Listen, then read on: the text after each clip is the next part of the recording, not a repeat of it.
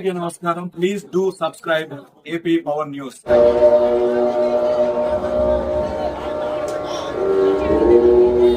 ఘనంగా నూకాంబిక ఘటాల మహోత్సవం. అనకాపల్లి నూకాంబిక అమ్మవారి కొత్త అమావాస్య జాతర మహోత్సవంలో భాగంగా శనివారం పార్కు జంక్షన్ నుంచి గవరపాలెం మీదుగా ఆలయం వరకు భక్తులు ఘటాలతో ఊరేగింపు నిర్వహించారు. ఈ సందర్భంగా మహిళల కోలాటాలు, నేలవేషాలు ప్రత్యేక ఆకర్షణగా నిలిచాయి. ఘనంగా నూకాంబిక ఘటాల మహోత్సవం అమ్మవారి రథాన్ని ప్రారంభించిన ఎమ్మెల్యే కొనతాల.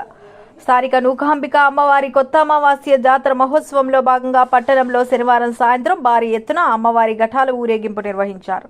ఎమ్మెల్యే కొనతాల రామకృష్ణ ఆధ్వర్యంలో అమ్మవారి పండుగను రాష్ట్ర పండుగగా నిర్వహిస్తున్న సందర్భంగా విశాఖపట్నం నుంచి హరిలక్ష్మి కోలాట బృందం సభ్యులు అధిక సంఖ్యలో ఘటాలతో వచ్చి ఊరేగింపు నిర్వహించారు.